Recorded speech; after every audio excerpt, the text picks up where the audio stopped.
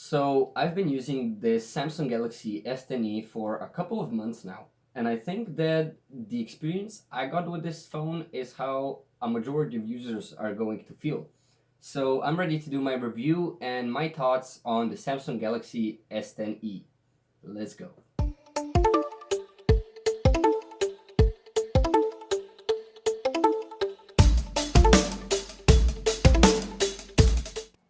So in order for me to present as much information as I can, I'm gonna have to separate this video into a few different parts, so bear with me. And the first one's going to be specifications. So let me say right off, the S10e was released in March 2019, so I already have it for 3 months now at the time of recording this video. And it came out with two siblings, which is the S10 and S10 Plus, which all have the same chipset but different camera. This one is fitted with a Snapdragon 855 chip or Samsung's own Exynos 9820 for the Euro variants of this phone, which I actually have. And the Exynos is not much different, just the GPU is a bit underpowered compared to the Snapdragon. Otherwise, they're practically the same GPU and the same CPU. So the dimensions of this phone. The dimensions are 142.2 millimeters width, 69.9 height, and 7.8 millimeters thin. And it also weighs 150 grams. It has support for dual SIM, but the second SIM slot can also be used for memory expansion this year for up to 1 terabyte. In this size, they also managed to cram a headphone jack inside. A lot of Samsung's competitors are now trying to convert to wireless, and so they get rid of the jack, but I still use it every day, so it was pretty much a must for me. Some get rid of it because it introduces another hole you have to watertight when making water-resistant phones. But despite all that, the S10e still is IP68 water and dust resistant, which means it can go up to 1.5 meters for 30 minutes underwater, and I've even gone longer with my S7 Edge, which is 3 generations back, so don't worry about that. I would still use it with a case for underwater use. And it also has a USB Type-C, which it kind of has to. It's a flagship phone and it's 2019, so that was expected. Now let's talk about this gorgeous display. The front panel is Gorilla Glass 5, which is a standard, and under it is a 1080 by 2280 pixel 19 by 9 aspect ratio AMOLED always on display that supports HDR10+. Wow, that was hard to say. Now, I don't watch a lot of HDR content, so I really can't speak on this, but the colors and brightness you're getting out of this display are top-notch, which is what Samsung is known for. And under direct sunlight, it's really bright, and even in the dark, it gets really dim. And also with it being an AMOLED display, all the black pixels are turned off, and which means you'll get some battery juice out of this. I hope. I immediately set all my themes to dark when I got this phone, and I guess I'd say that helped even with 5 or 10% battery, but it got me through the day. So that's really good. So that brings us to the cameras, and especially the rear-facing cameras. The cameras, yes, said cameras a couple times because there are 2 cameras, and compared to 3 on this guy's bigger brothers, and they're amazing. I mean, the main lens is a 12 megapixel wide lens with f1.5 to 2.4 aperture, and also features OIS, which is optical image stabilization. And the second main camera is a 16 megapixel ultra wide lens with an f2.2 aperture.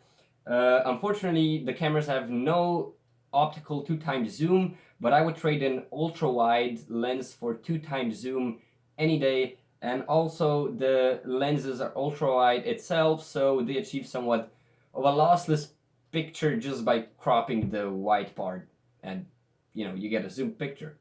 And the main camera supports up to 2160p, which is 4K at 60 frames per second, with it also having a super slow motion mode and a normal slow motion mode.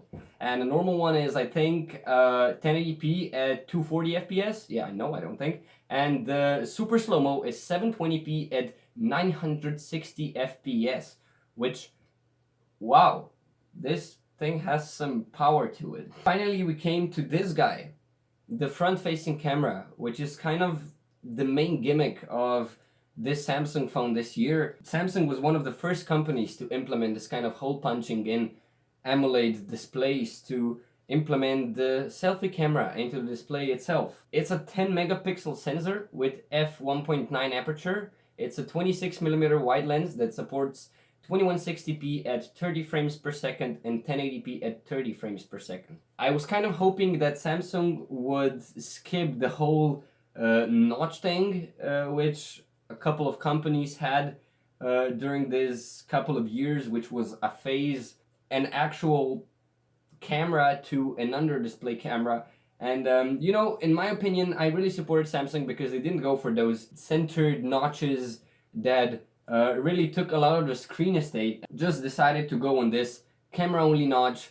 It does support Face Unlock. Unfortunately, it doesn't have as many sensors as Apple's Face ID, I guess, so it's not as secure, I would say, but it's faster and I really like it, and it doesn't open to anyone, it doesn't open to a picture. I guess in extreme measures it's less safe. The other main thing of this phone, which is its two other siblings have an under display fingerprint, which was also the main gimmick, plus this cutout camera.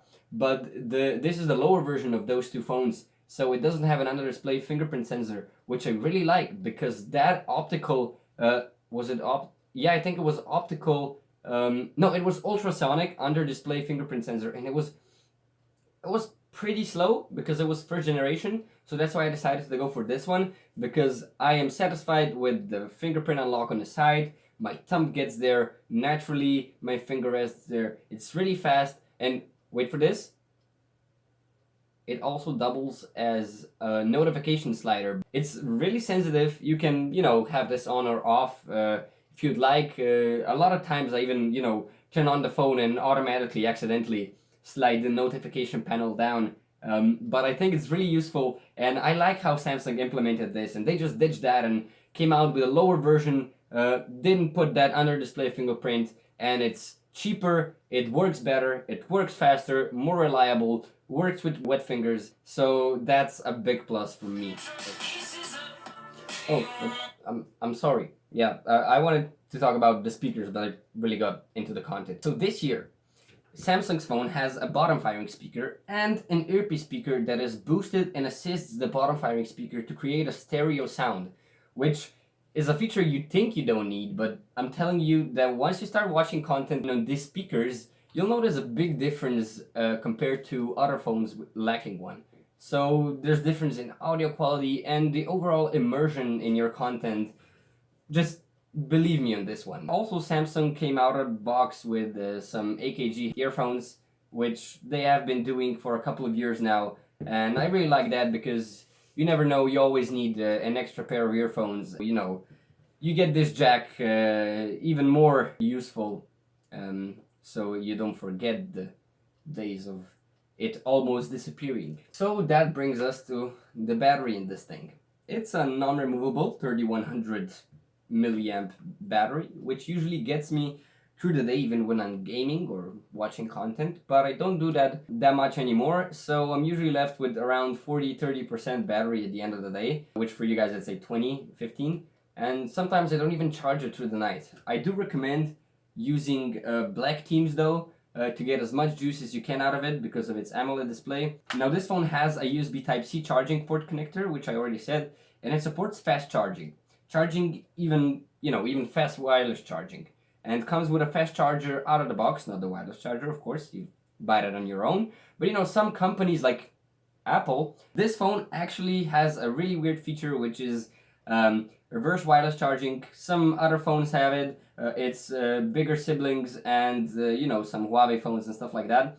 And the wireless charging is not as strong. It's 9 watts compared to 15 watts to the previous methods, but I think the reverse wireless charging is a pretty cool party trick, and you know, if you don't have any other wireless devices, otherwise if I had Samsung's wireless earbuds, I'd definitely use it. I just don't have them, I don't need them, you know, got this guy right here.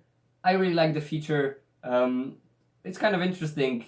It's just Samsung, it's all of the features crammed into it for a flagship price. I mean, this one not even flagship price. I'd say, high medium range price. And I really like it to have all of those features. But I would say still have it protected, wear protection, don't get it, you know, dropped. Even though it doesn't have an edge-to-edge display, so your repairment of the screen is probably going to be a bit cheaper.